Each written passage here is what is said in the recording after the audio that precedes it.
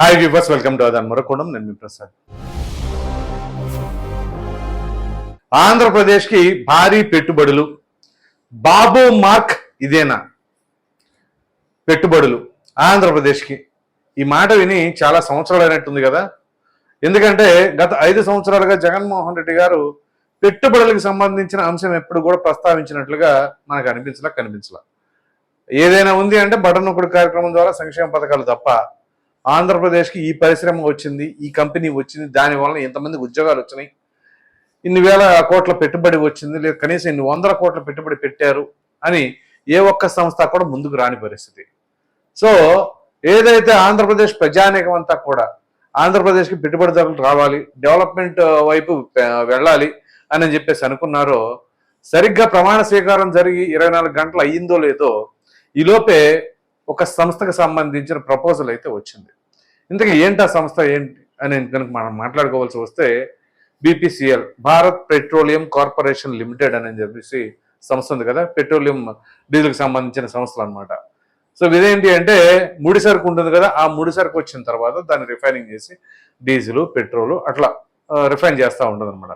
So ఆ సంస్థని ఏదైతే ఇప్పుడు ఆల్రెడీ భారతదేశంలో ఆ బీపీసీఎల్ సంస్థలు ఉన్నాయి, 3 ప్రదేశాల్లో ఉన్నాయి. 1 కొచ్చిన్, 2 ముంబై, 3 మధ్యప్రదేశ్. సో ఇప్పుడు 4వ ప్లేస్ కూడా వాళ్ళు దేశంలో పెట్టాలి అని చూస్తున్నారు. సో ఈ క్రమంలో ఆంధ్రప్రదేశ్లో పెడితే ఎట్లాగుంటుంది ఏంటి అనేది కూడా ఒక ఆలోచన. సో పెట్టుబడి పెట్టాలంటే ఏది అనువైన రాష్ట్రము. సో ఇప్పుడు ఆల్రెడీ కొన్ని రాష్ట్రాల్లో పెట్టుబడి పెట్టి ఉంటారు కాబట్టి, సో దానికి తగినట్టుగా మిగతా రాష్ట్రాల్లో కూడా మనం పెట్టుకోవాలంటే అందులో ఏది అనువుగా ఉంటుంది అనేది ఇప్పుడు ఇక్కడ రాజకీయపరమైన అంశాలు ఉంటాయి. అదేవిధంగా రాష్ట్ర ప్రభుత్వం ఏ విధంగా రిసీవ్ చేసుకుంటుంది అనేది కూడా చాలా కీలకం కాబోతుంది. సాధారణంగా మన ఆంధ్రప్రదేశ్లో రాష్ట్రం విభజించబడిన తర్వాత ఏవైనా పెట్టుబడులు వచ్చినాయంటే అది కియా మోటార్స్ వారిది. సో కియా అనగానే రాయలసీమలోని అనంతపూర్ ప్రాంతంలో వచ్చింది, అది కూడా బాబు గారి ప్రభుత్వ హయాంలో. సో అది ఒక బ్రాండ్ అనమాట. సో కియా అనగానే చంద్రబాబు గారి హయాంలో వచ్చింది అనేది. సో ఇక దాని తర్వాత ఆంధ్రప్రదేశ్లో ఏదైనా వచ్చిందా అంటే ఏమీ లేవు, ఇంకా ఉన్నాయి కూడా పోయినాయి అనేది కూడా వచ్చిన వార్తలు. సో ఈ క్రమంలో ఇప్పుడు ఇది ఒక సదవకాశంగా ఉండబోతుంది. పైగా ఇది పెట్టుబడి ఎంత అంటే 50,000 కోట్లు. ఆషామాషి నెంబర్ ఏం కాదండోయ్, సుమారుగా 50,000 కోట్ల రూపాయల పెట్టుబడి. సో ఎవరు పెడతారు? అంత గబక్కన వచ్చేసి పెట్టుబడి పెట్టాలి అంటే ఒక రాష్ట్రంలో ఆ రాష్ట్ర ప్రభుత్వాన్ని నమ్మి చేయాలి అంటే మన రాష్ట్రంలో ఉన్న పరిస్థితులు కనుక చూస్తే ఎవరికాళ్ళు భయపడతా ఉంటారు కదా, ఎందుకంటే గత అనుభవాల రీత్యా. సో ఇటువంటి క్రమంలో ఏం చేయబోతున్నారు అనేది కూడా చాలా చాలా కీలకం కాబోతుంది. సో ఇప్పుడు ఏంటి అంటే మన ఆంధ్రప్రదేశ్తో పాటుగా ఇంకొన్ని రాష్ట్రాలు కూడా పోటీలో ఉన్నాయి. అదే బీపీఎల్ సంస్థకి పెట్టుబడులు మేము కూడా మా రాష్ట్రంలో కూడా పెట్టండి అని చెప్పేసి. అది ఏంటి అంటే మన దేశంలో ప్రథమంగా ప్రతి దాంట్లో కూడా ఉండేదే గుజరాత్. సో ఏంటి అంటే కేంద్ర ప్రభుత్వ పెద్దలందరూ కూడా ఆ రాష్ట్ర వాసులే కాబట్టి కొంత ఏదైనా ప్రాంతీయ అభిమానం ఏదైనా ఉండవచ్చు. సో ఆ ప్రకారంగా కొంచెం ఎక్కువ పెట్టుబడులు అంతా కూడా గుజరాత్కే వెళుతున్నాయా? సో ఈ క్రమంలో ఇప్పుడు బీపీసీఎల్ కూడా గుజరాత్ వైపు ఏమైనా మొగ్గు చూపుతుందా? ఇక్కడ ముగ్గులో 3 రాష్ట్రాలు ఉన్నాయి, ఆంధ్రప్రదేశ్, ఉత్తరప్రదేశ్, గుజరాత్.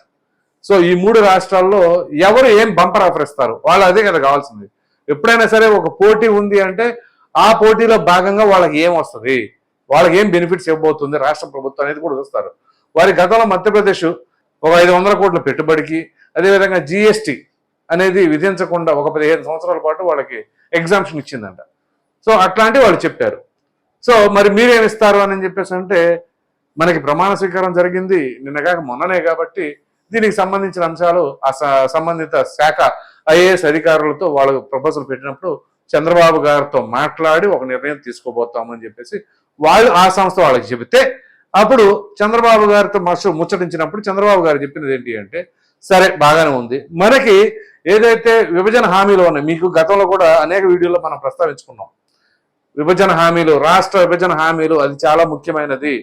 సో ఈ రాష్ట్ర విభజన హామీల్లో ఇట్లాంటి పెట్టుబడి సంస్థలు ఏమైనా సరే మనకు వస్తుంటే అదేమైనా సరే కేంద్ర ప్రభుత్వం అంటే అమలుపరచడానికి అవకాశం ఉన్నదా, ఉంటే వారి ద్వారానే మనం చేపించేసుకుందాము అంటే వాళ్ళ సపోర్టుతో. సో ఆ ప్రకారంగా చేయాలి అంటే ఇక్కడే చంద్రబాబు గారి వ్యూహం, చంద్రబాబు గారి ఏదైతే చాకచక్యం వాటితో పని ఉంది. సో ఇప్పుడు ఆ రాష్ట్రాలకి మన రాష్ట్రంగా ఉన్న డిఫరెన్స్ ఏంటి? ఒకటి అంటే ఆ పెట్టుబడిదారులను ఆకట్టుకోవాలి అంటే, సో నాణ్యమైన విద్యుత్ అందిస్తాం, అదేవిధంగా మీకు ఎటువంటి ఇబ్బంది లేకుండా అంటే ఎవరి సైడ్ నుంచి బెదిరింపులు ఇట్లాంటివి లేకుండా పీస్ఫుల్ వాతావరణం క్రియేట్ చేస్తాం. సో ఏదైనా ల్యాండ్ కావాలి అంటే ల్యాండ్ ద్వారా కూడా మీకు ఏదైనా సరే అవకాశం కల్పిస్తాము. సో అట్లా ఏదో ఒకటి చేసి ఖచ్చితంగా మన రాష్ట్రంలో కనుక ఆ పెట్టుబడి తీసుకురాగలిగితే మొదటి స్టెప్పే సక్సెస్ఫుల్గా వేసినట్లు అనుకోవచ్చు. ముఖ్యంగా ఏంటి అంటే ఉపాధి లభిస్తూ ఉంటుంది. సుమారుగా 5 నుంచి 10,000 మందికి ఉపాధి లభిస్తుంది అంటే దీని ద్వారా అంతకంటే లేనిదేముంది, కాందేముంది. సో ముఖ్యంగా ఇప్పుడు ఏదైతే స్కిల్ సెన్స్ అని చెప్పేసి చంద్రబాబు గారు అంటున్నారో ఇదిగో ఇట్లాంటి వాటికి ఉపయోగపడుతూ ఉంటుంది. సాధారణంగా స్కిల్డ్, సెమీ స్కిల్డ్, అన్స్కిల్డ్ ఇట్లాంటి వారందరికి కూడా ప్రతి ఒక్క కేటగిరీ వాళ్ళకి కూడా ఉద్యోగాలు రావాలి. వాళ్ళందరికీ ఉపాధి దొరికినట్లయితే ఆటోమేటిక్గా తలసరి ఆదాయం పెరుగుతుంది. అప్పుడు ఈ సంక్షేమ పథకాలు, ఉచితాలు ఏం అవసరం ప్రజలకి మొదటి నుంచి మొత్తుకుంటుంది ఇదే. ఏంటి అంటే పెట్టుబడిదారులు రావాలి, వాళ్ళ వల్ల ఉపాధి రావాలి. ఉపాధి వస్తే ఆటోమేటిక్గా వాళ్ళ ఆదాయం పెరుగుతుంది. ఆదాయం పెరిగినప్పుడు ఎవరు ప్రభుత్వం నుంచి ఏ రూపాయి కావాలని ఎవరు అడగరే. సో ఒకవేళ ఇదే గనక మనకి వర్కౌట్ అయితే మన రాష్ట్రానికి శుభసూచకంగా భావించవలసి ఉంది. ఇక ముందు కూడా పెట్టుబడిదారులు బ్రహ్మాండంగా వస్తారు. అరే ఆంధ్రప్రదేశ్లో రాష్ట్ర ప్రభుత్వం ఈ విధంగా ఇట్లాంటి ఆఫర్స్ ఇస్తుందంట. సో దానివల్ల మన కంపెనీకి కూడా బెనిఫిట్ ఉంటుంది. సో స్థానికులకి ఉద్యోగాలు దొరుకుతాయి. వేరే రాష్ట్రాలకు వెళ్ళి ఉద్యోగాలు చేసుకోవాల్సిన అవసరం కూడా ఉండదు కదా. సో ఒక విధంగా చెప్పాలి అంటే ఇది ఆంధ్రప్రదేశ్ అభివృద్ధికి మొదటి అడుగులాగా మనం భావించవలసి ఉంటుంది. అది కూడా ఆఫ్టర్ లాంగ్ బ్యాక్, చాలా సంవత్సరాల తర్వాత. లేదంటే మన ఆంధ్రప్రదేశ్ అనగానే అప్పుల రాష్ట్రంగానే పేరు వచ్చేసింది. సో పెట్టుబడిదారులు రావట్లా. ఉండటానికైతే మాత్రం కోస్టల్ బెల్ట్ బ్రహ్మాండంగా ఉంది. అయితే మీరు ఇక్కడ గమనించినట్లయితే ఏదైతే ఇప్పుడు బీపీసీఎల్ దానికి అనువైన ప్రాంతం మన ఆంధ్రప్రదేశ్లో ఏదైనా ఉంది అంటే ప్రప్రథమంగా వైజాగ్ని వాళ్ళు సెలెక్ట్ చేసుకోవచ్చు. ఎందుకంటే మీరు గమనిస్తే వాళ్ళు పెట్టిన ఎక్కడెక్కడైతే పెట్టారో ఆ కార్పొరేషన్స్, ఉదాహరణకి ముంబై సెలెక్ట్ చేసుకున్నారు, అది తీర ప్రాంతమే. క్వశ్చన్, తీర ప్రాంతమే. మధ్యప్రదేశ్ నార్మల్గానే ఉంటుంది. సో ఇక్కడ తీర ప్రాంతం కనుక ముందుగా వాళ్ళ ప్రయారిటీ ఉంది. 3 2 తీర ప్రాంతాలు ఉన్నాయి కాబట్టి.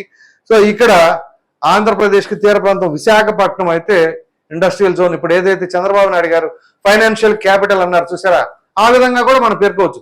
సరే అది ఫైనాన్షియల్ క్యాపిటల్ వాట్ ఎవర్, ముందు పెట్టుబడిదారులు వస్తున్నారు అంటే అది ఆంధ్రప్రదేశ్ రాష్ట్ర ప్రజల అదృష్టం.